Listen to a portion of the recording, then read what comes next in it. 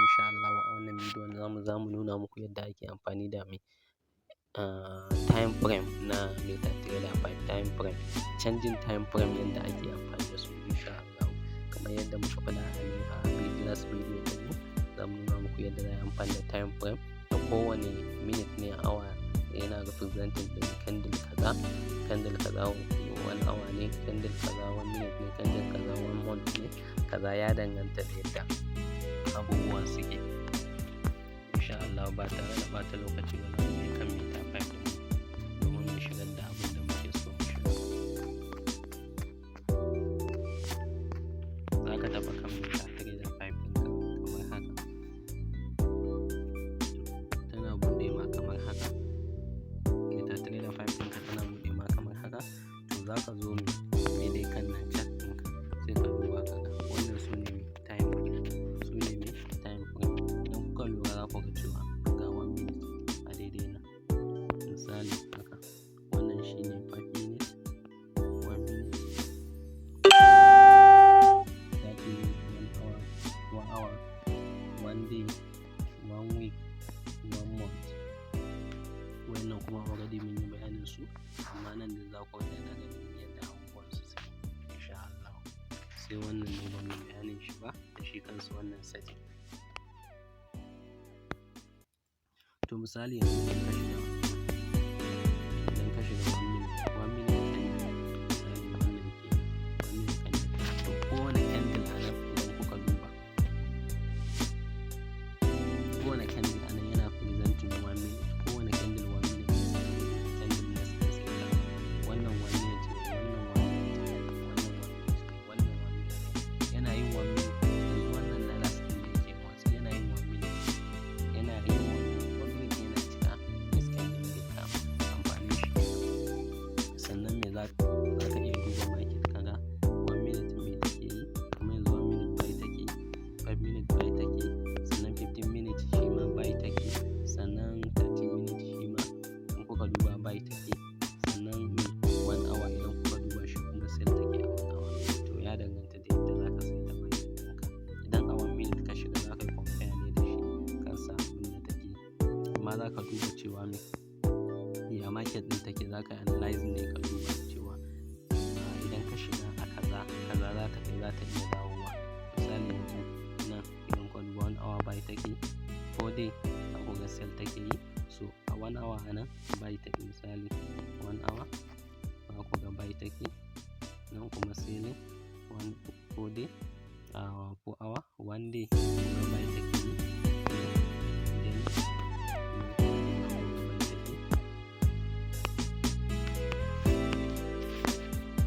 then 1 week idan kuka duba 1 week shi ma kowane candle a nan 1 week ne ke sai ya yi sati ɗaya kafin ya candle ɗin, kuma wannan ya yi sati ɗaya, wannan ma kamar sati 3, sati 4,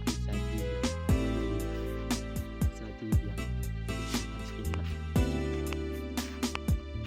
Sannan 1 month, wata ɗaya idan kuka duba ku ga wannan candle sai da yi wata ɗaya, sannan wannan candle ɗin, sannan candle ɗinsa na baya ya kama shi ma wannan wata ɗaya, sannan next candle ɗin shi ma gashi zai kama wata ɗaya. Za ku ga gasu nan duk suna kakkama wata ɗaya dai duk suka yi, na bayansa wata ɗaya, na nan wata ɗaya, na nan wata ɗaya, duk wata ɗaya su yi amfanin su. Za ka duba kasuwarka a 15 minutes me take yi, sannan ka zo ka duba a 30 minutes me take yi. Misali yanzu idan ka canza kasuwa kamar haka 25 index,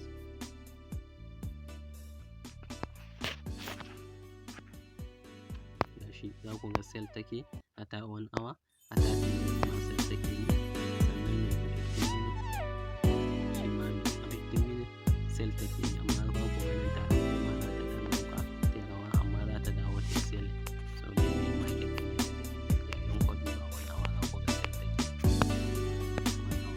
1 hour an ku duba kasuwa dama sosai da sell take yi misali, amma in kuka duba long sell tunda ka kan kama long sell aka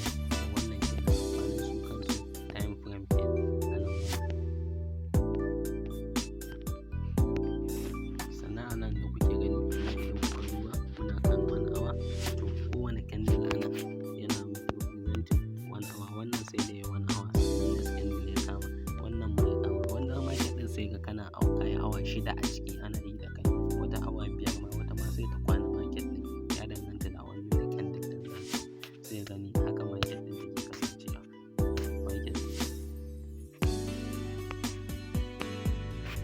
to idan kuka duba baya haka kowane candle awa ɗaya ne, kowane candle awa ɗaya. Idan muka koma 30 minutes shi ma kowane candle nan 30 minutes ne haka shi. Idan kuka sassoke za ku ga yadda kasuwar take ta haka. Time frame kenan.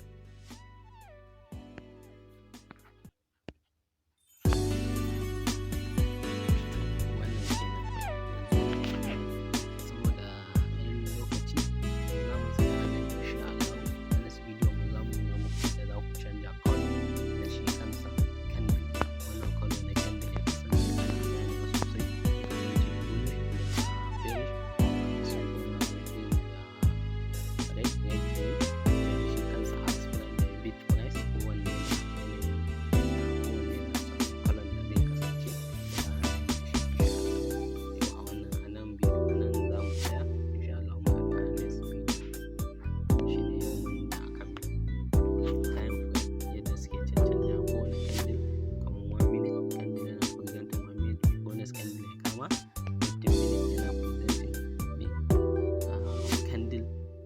candle 5 minutes before the next candle ya kama.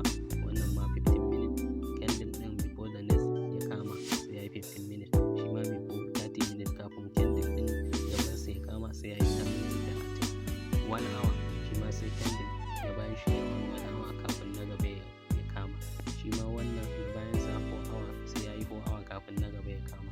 1 day sai ya yi kwana ɗaya kafin me na gaban sai ya kama. 1 week sai ya yi 1 week kafin me na gaban sai ya kama. 1 month sai ya yi 1 month